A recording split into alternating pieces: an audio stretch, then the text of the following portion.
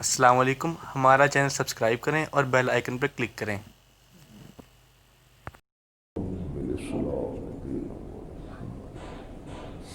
إن الحمد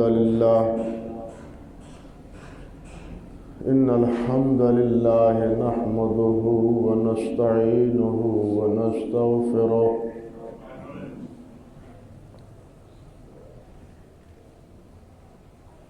ونعوذ بالله من شرور أنفسنا ومن سيئات أعمالنا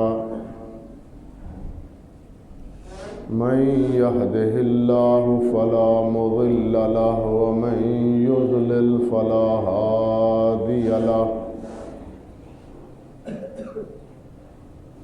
وأشهد أن لا إله إلا الله وحده لا شريك له وأشهد أن محمدا عبده ورسوله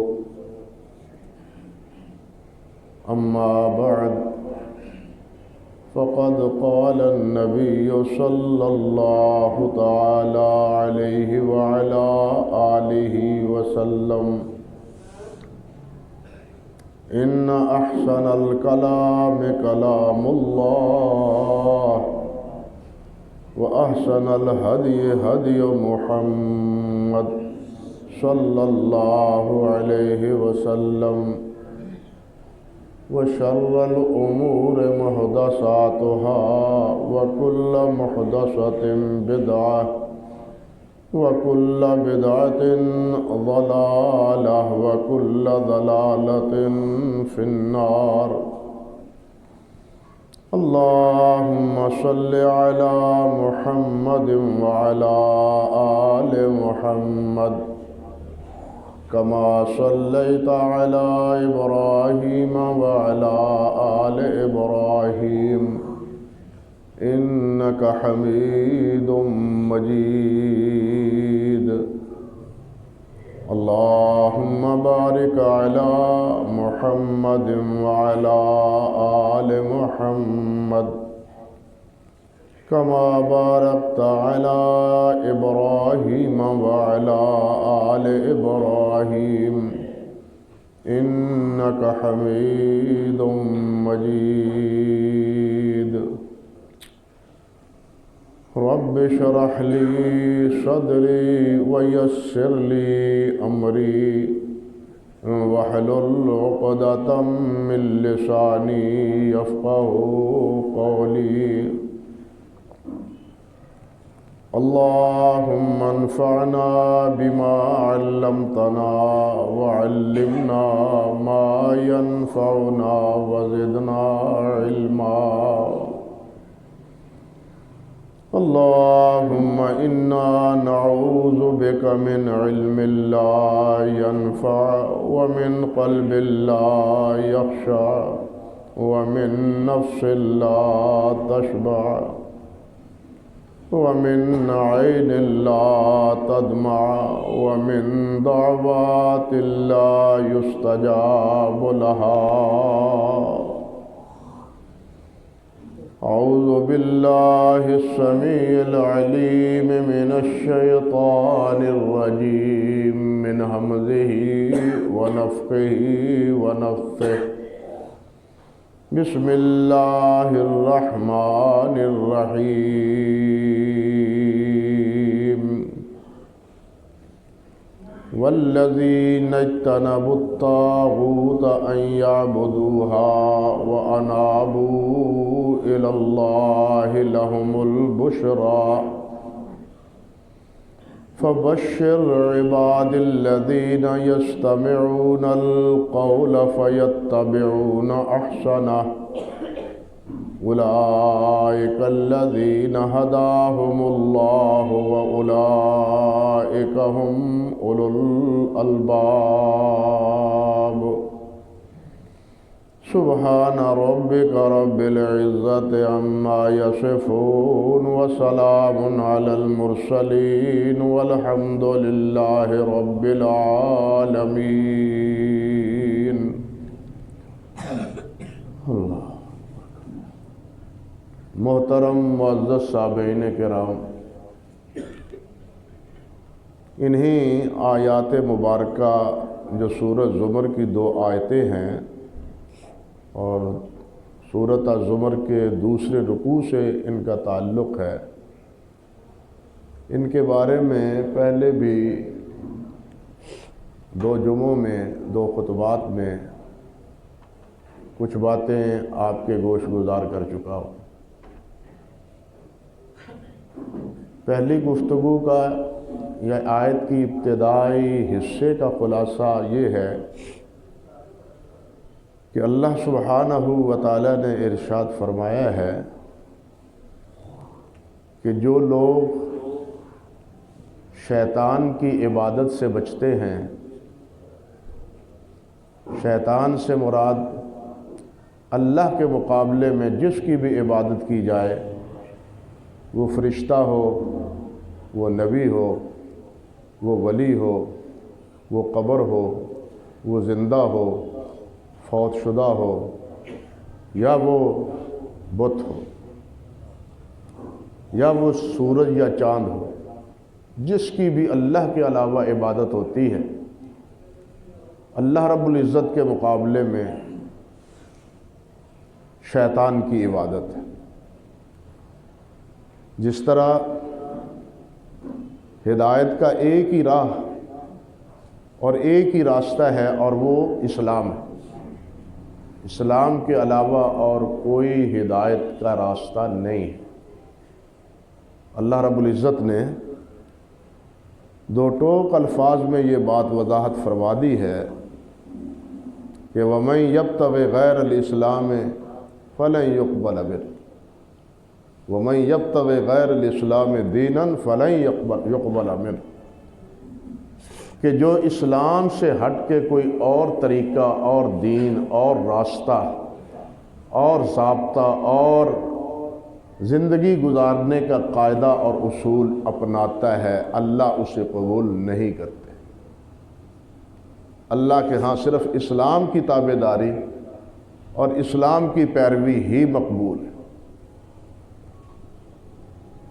اسی طرح اللہ کی جو خالص عبادت ہے، میں پہلے عرض کر چکا ہوں کہ ہمیں اللہ نے عبادت کے لیے پیدا کیا ہے، اور اس سے مقصد صرف عبادت نہیں بلکہ خالص اللہ کی عبادت، جس میں اللہ کے علاوہ کسی اور کی آمیزش نہ ہو۔ اب اللہ کے علاوہ جس کی بھی عبادت کی جائے گی، وہ اللہ کے مقابلے میں اس شیطان کی عبادت ہوگی جس نامراد نے رب ذوالجلال والاکرام کے سامنے کھڑے ہو کے اس بات کا اعلان کیا تھا کہ میں اس آدم کی اولاد کو ہمیشہ گمراہ کر کے رکھوں۔ تو جو فرمایا جو طاغوت کی شیطان کی عبادت سے بچتا ہے اور پھر وَأَنَابُوا إِلَى اللَّهِ اللہ کی طرف رجوع کرتا ہے، اللہ کے لیے مخلص ہو جاتا ہے، یا اللہ کا ہو کے رہ جاتا ہے، کسی اور کا نہیں، نہ کسی انسان اور کا، نہ اپنے نفس کا۔ انسان وہ بھی ہے نا جو اپنے نفس کے غلام۔ افرأیت من اتخذ الہہ ہوا، وہ غیر اللہ کی پوجا تو نہیں کرتے لیکن خواہش نفس کو چھوڑنے کے لیے تیار نہیں ہے۔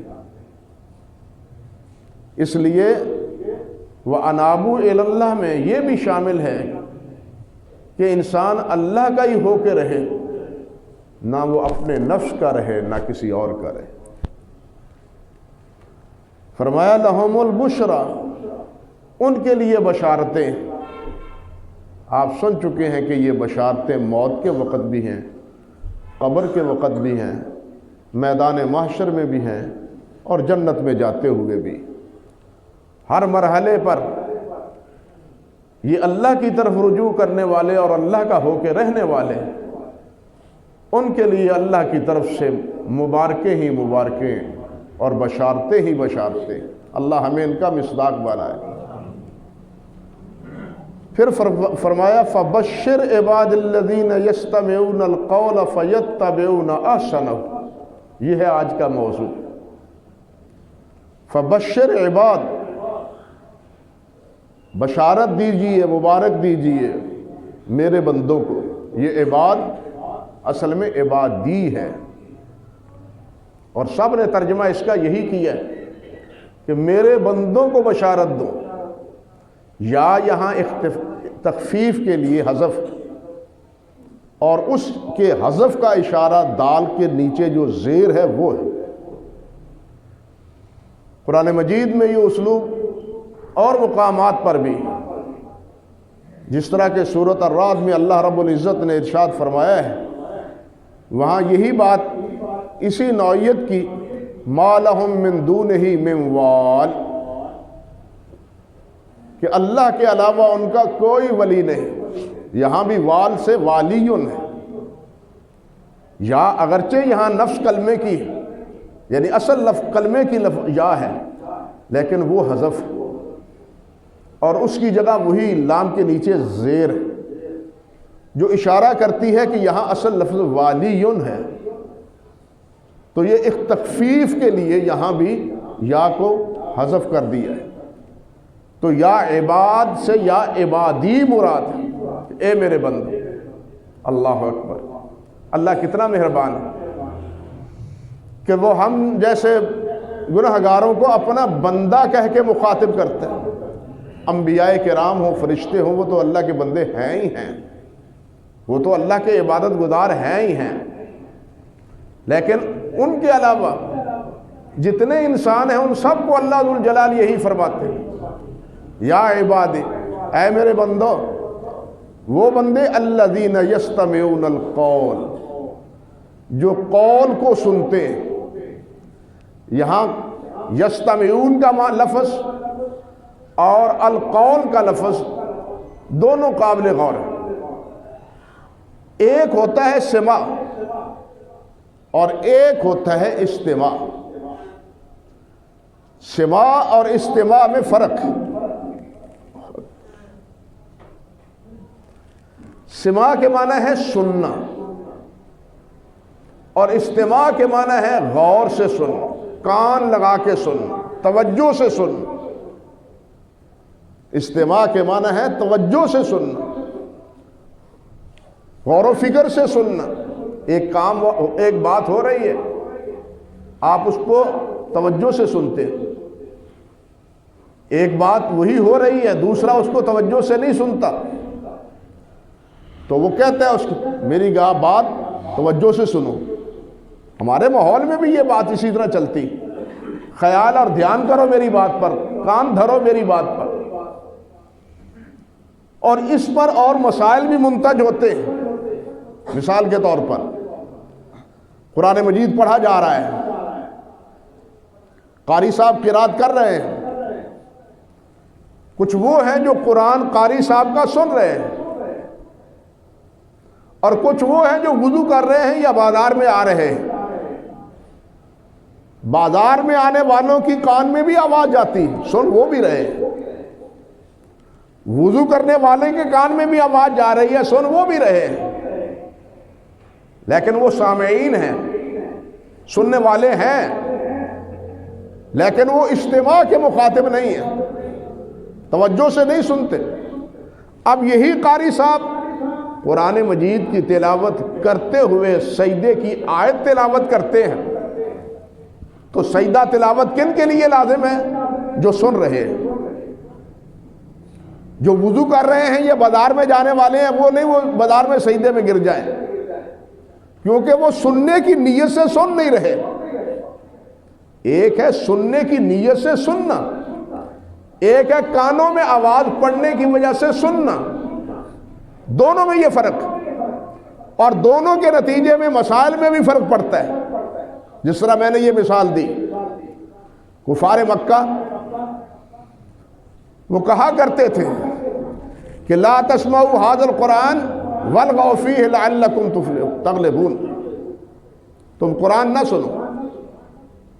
وہ قرآن سننے سے روکتے تھے. کیا مطلب؟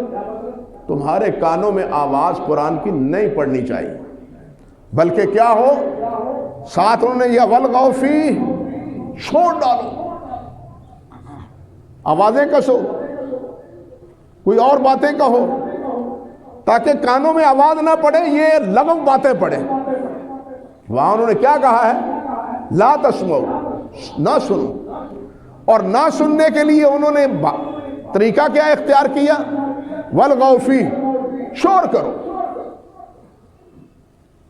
شور کرو تاکہ یہ کانوں میں آواز پہنچ نہ سکے۔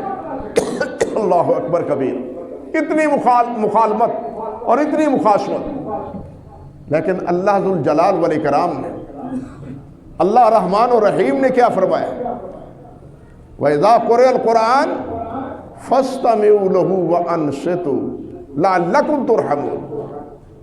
نہیں، جب قرآن پڑھا جائے تو وہ توجہ سے سنو، دھیان سے سنو، تمہارے کانوں میں اس کی آواز ایک طلب کے نتیجے میں آنی چاہیے، ایک طلب کے،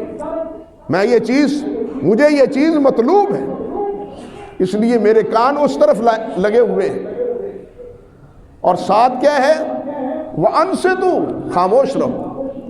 انہوں نے کہا تھا والغوا، شور ڈالو، قرآن نے کہا خاموشی اختیار کرو، یعنی ان کے مقابلے میں، شور ڈالنے کے مقابلے میں کیا اللہ نے فرمایا کہ خاموشی اختیار کرو، شور نہ ڈالو،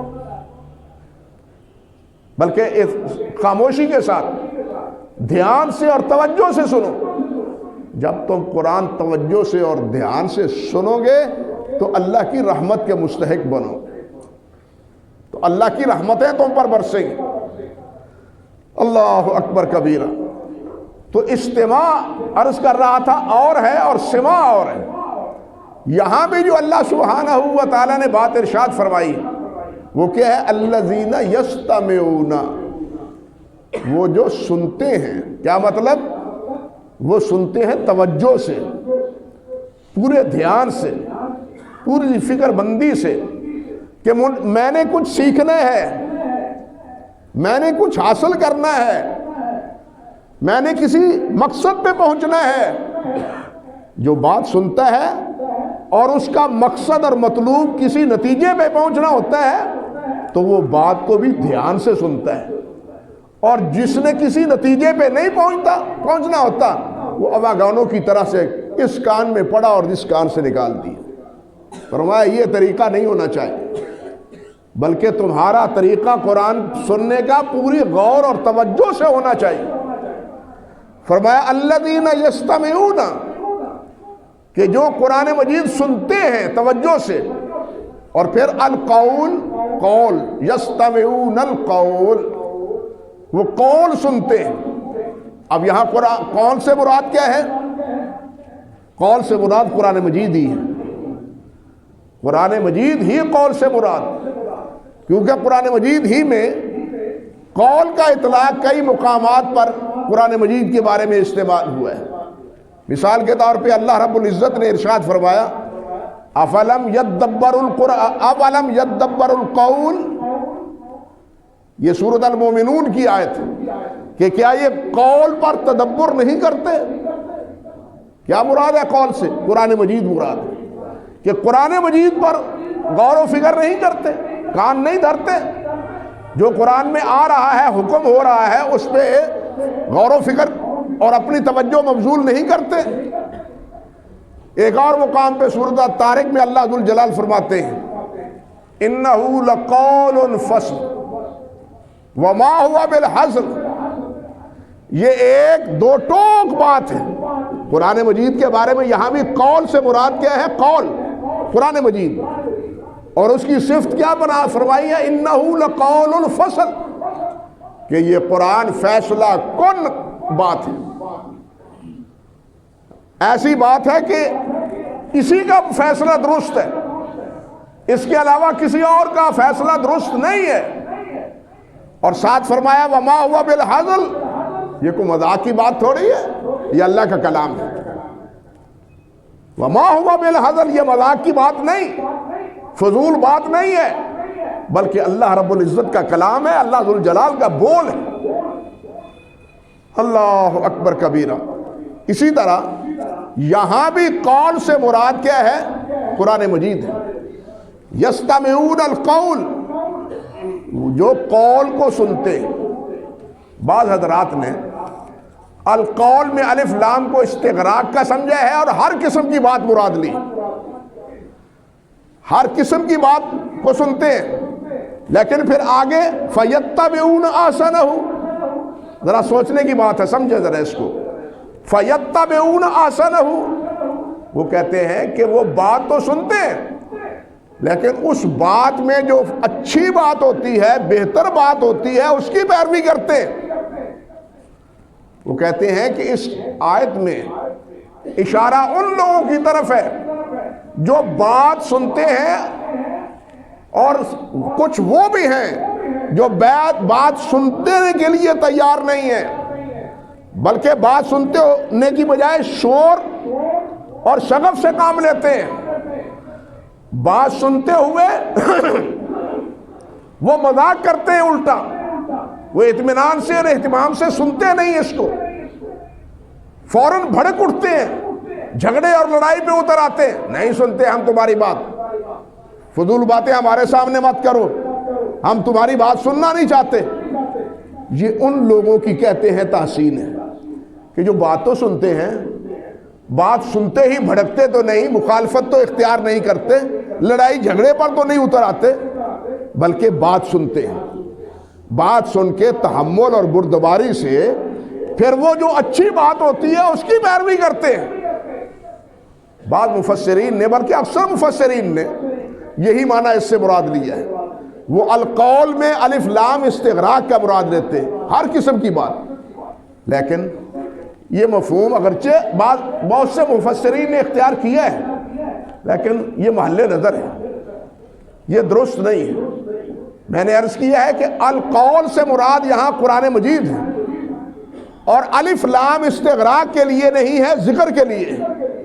الف لام ذکری ہے، تو یتبعون القول، وہ تابعداری کرتے ہیں قول کی، قرآن مجید کی، اور یستمعون ویتبعون احسنہ، اور وہ تابعداری کرتے ہیں اس کے احسن کی۔ اب یہاں پھر ایک سوال پیدا ہوتا ہے کہ احسن تو اسم تفضیل کا معنی ہے، تو اس سے اگر قول سے مراد لیا جائے قرآن مجید، تو اس کا مطلب یہ ہے کہ قرآن مجید میں کچھ چیزیں آسن ہیں اور کچھ چیزیں غیر آسن ہیں۔ پھر یہ اعتراض وارد ہوتا ہے کہ قرآن مجید میں کچھ آسن چیزیں ہیں اور کچھ غیر آسن ہیں، لیکن یہ بات درست نہیں۔ احسن اسم تفضیل ہمیشہ اسم تفضیل کے معنی میں نہیں آتا، بلکہ صفت اور صفت کے ساتھ ساتھ اس چیز کا اضافہ، یعنی زیادتی، وہ مراد محض ہوتی ہے۔ اسم تفضیل کا ہر جگہ معنی مراد نہیں ہوتا، یہ ذرا بات سمجھے۔ مثال کے طور پر اللہ سبحانہ و تعالیٰ نے ارشاد فرمایا سورۃ الملک میں، أَفَمَن يَمْشِي مُقِبًّا عَلَى وَجْهِهِ أَهْدَىٰ أَمَّن يَمْشِي سَوِيًّا عَلَىٰ صِرَاطٍ مُسْتَقِيمٍ، کہ وہ آدمی جو چہرے کے بل چلتا ہے وہ زیادہ اہدا، زیادہ ہدایت والا ہے، یا پاؤں پہ چلنے والا زیادہ ہدایت والا ہے؟ یہاں چہرے کے بل چلنے والا یا پاؤں کے بل چلنے والے سے مراد یہ نہیں ہے اصل میں، بلکہ مطلب یہ ہے کہ ایک وہ ہے جو سیدھے راستے پہ چلتا ہے، اور ایک وہ ہے جو الٹی راستے پہ چلتا ہے، غلط طریقہ اختیار کرتا ہے۔ دونوں میں ہدایت پر کون ہے؟ یعنی یہاں مقصود ہدایت میں کی تقسیم نہیں، بلکہ ہدایت پر ہونے کی تقسیم ہے۔ فرق سمجھے یا نہیں سمجھے کہ یہاں اصل مقصود کیا ہے کہ ہدایت پر کون ہے، یہ نہیں کہ ہدایت میں زیادہ کون ہے۔ ہدایت میں زیادتی بتلانا مقصود نہیں، بلکہ مقصود کیا ہے کہ راہ ہدایت پر کون ہے۔ اس کی ایک اور مثال بھی سمجھیے۔ اللہ سبحانہ و تعالیٰ نے ارشاد فرمایا حضرت سیدنا یوسف علیہ السلام کے حوالے سے کہ رب السجن احب الی مما یدعوننی. حضرت یوسف علیہ السلام پہلے تو جناب عزیز مصر اس کی بیوی نے بہکایا، اور پھر اس کے بعد اس نے ایک پوری جناب مصر کی شہزادیوں کو لا کے یوسف علیہ السلام کے سامنے کھڑا کر دی. اور مقصد کیا تھا کہ میرے اوپر تمہارا الزام ہے کہ تم فریفتہ ہو گئی ہو یوسف پر جو تیرے گھر کا غلام ہے، اور دیکھو تو صحیح اس کو،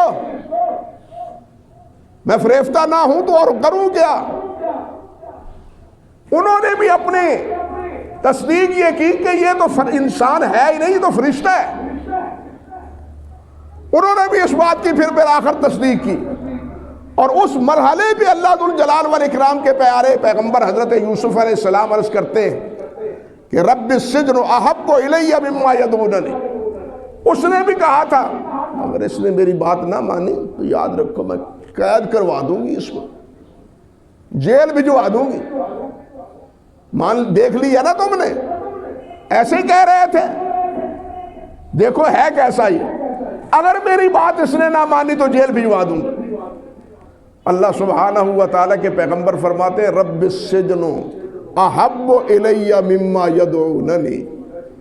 اب اس کے یہ مطلب تو نہیں ہے کہ ان کی دعوت گناہ ہے وہ بھی محبوب، وہ بھی ٹھیک ہے، گنجائش اس کی بھی ہے معاذ اللہ، لیکن جیل میں جانا زیادہ بہتر ہے. یہاں بھی مقصود احبوں سے اسم تفضیل میں، اسم تفضیل کے معنی میں نہیں ہے. بات سمجھ پائے یا کچھ؟ اسم تفضیل کے معنی میں نہیں ہے بلکہ زیادہ محبت کے معنی میں ہے. تو یہاں بھی اللہ سبحانہ و تعالیٰ نے جو ارشاد فرمایا ہے فَيَتَّبِعُونَ أَحْسَنَهُ کہ وہ احسن کی تابعداری کرتے ہیں. تو یہاں اسم تفضیل سے مراد کیا ہے؟ قرآن مجید کی باتوں کو قبول کرتے ہیں، کیونکہ قرآن سارے کا سارا کیا ہے؟ وہ احسن ہے. نبی علیہ السلام کی ہر خطبے میں یہ بات ہوتی تھی فَإِنَّ أَحْسَنَ الْكَلَامِ كَلَامُ اللَّهِ وَأَحْسَنَ الْحَدِيِّ حَدِيُّ مُحَمَّدٍ کہ سب سے بہتر کلام اللہ کا کلام ہے، اور سب سے بہترین طریقہ وہ اللہ کے نبی کا طریقہ ہے.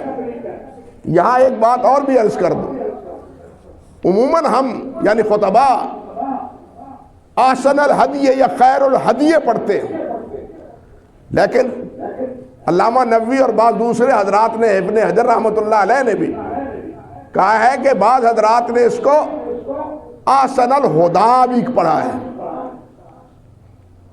خیر الہدا، ہدی کہتے ہیں طریقے کو، اور ہدا ہے ہدایت کے راستہ. فرق سمجھے؟ ہدی کہتے ہیں طریقے کو. حافظ ابن قیم رحمۃ اللہ علیہ کی کتاب کا نام ہی یہ ہے زاد المعاد فی ہدی خیر العباد. بات سمجھے؟ زاد المعاد الی ہدی خیر العباد، کہ آخرت کا ذخیرہ کس بارے میں؟ جو انسانوں میں سب سے بہتر ہے اس کے طریقے کے حوالے سے. اور ہدا ہدایت، ہدایت کا ذریعہ کیا ہے سب سے بڑا؟ حضرت محمد رسول اللہ صلی اللہ علیہ وسلم. تو اس لیے یہ دونوں طریقے سے پڑھا گیا ہے، احسن الہدی احسن الہدا، خیر الہدی خیر الہدا. اللہ اکبر کبیرہ.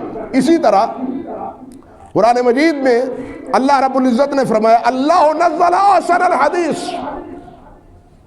اللہ ذوالجلال نے بہترین بات نازل فرمائی ہے.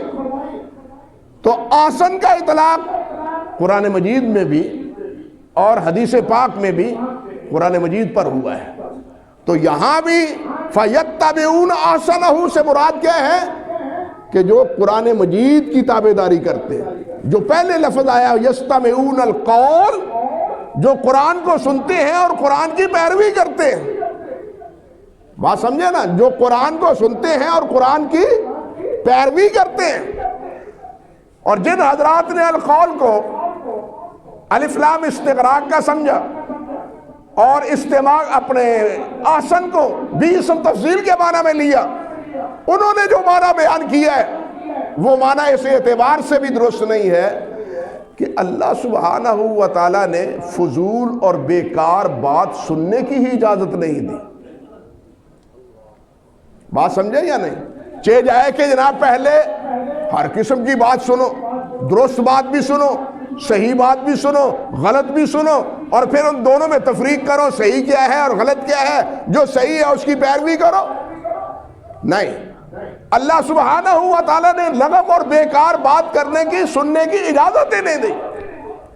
حدیث میں تو آتا ہے نبی علیہ الصلوۃ والسلام من حسن اسلام المرء ترکہ ما لا یعنیہ، اور کما قال النبی صلی اللہ علیہ وسلم کہ انسان کے بہترین مسلمان ہونے کی علامت یہ ہے کہ وہ لا یعنی فضول، بے مقصد، بے فائدہ کام چھوڑ دے. ہم کتنے بے فائدہ کرتے ہیں جن کا کوئی فائدہ نہیں، کوئی اس کا نفع نہیں، بلکہ نقصان ہی نقصان ہے.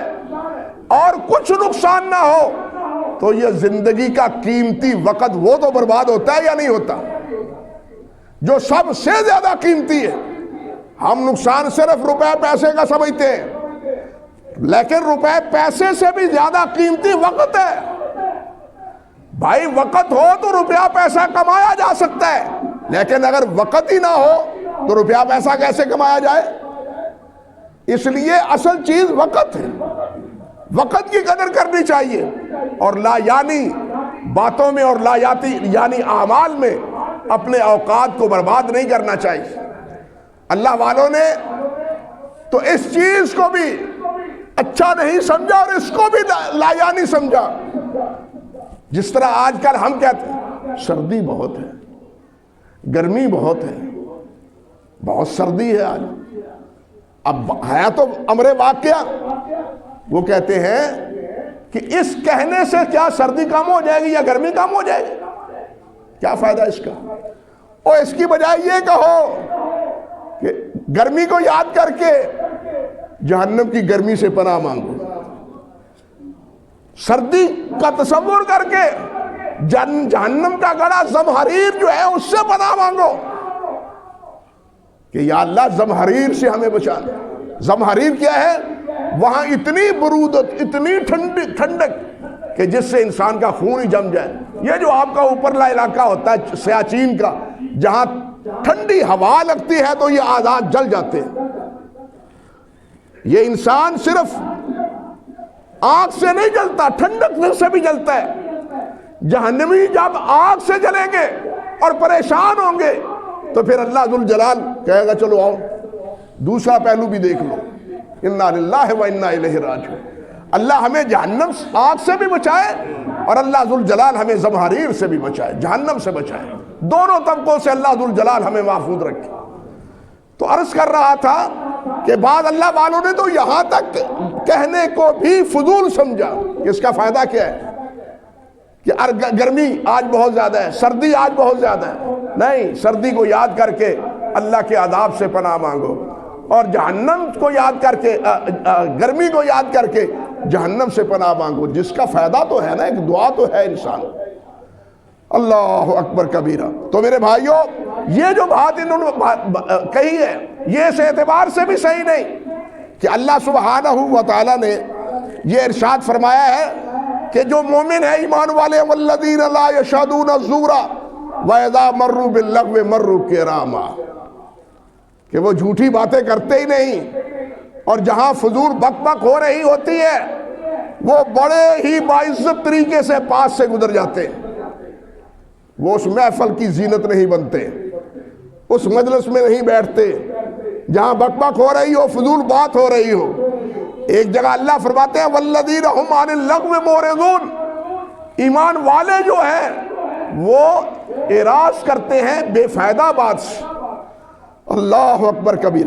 اس لیے جب اہل ایمان کو فضول بات سننے کی اجازت ہی نہیں،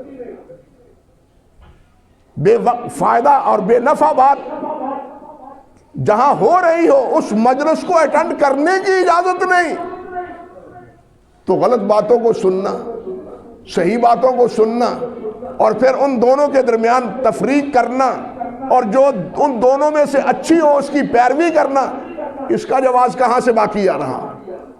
اس لیے صحیح یہی ہے کہ فَيَتَّبِعُونَ أَحْسَنَ سے مراد بھی کیا ہے کہ وہ قرآن کی پیروی کرتے ہیں۔ جس طرح القول سے مراد یہاں قرآن مجید ہے، اسی طرح فَيَتَّبِعُونَ أَحْسَنَ سے مراد بھی کیا ہے؟ قرآن مجید مراد ہے۔ یہاں ایک اور توجیہ بھی بعض مفسرین رحمہم اللہ نے کی ہے، مگر اس کی تفہیم انشاءاللہ اللہ نے چاہا تو آئندہ خطبے میں عرض کرنے کی کوشش کروں گا۔ اللہ ذوالجلال ہمیں قرآن مجید سمجھنے کی اور پھر عمل کرنے کی بھی توفیق عطا فرمائے۔ وآخر دعوانا ان الحمدللہ رب العالمین۔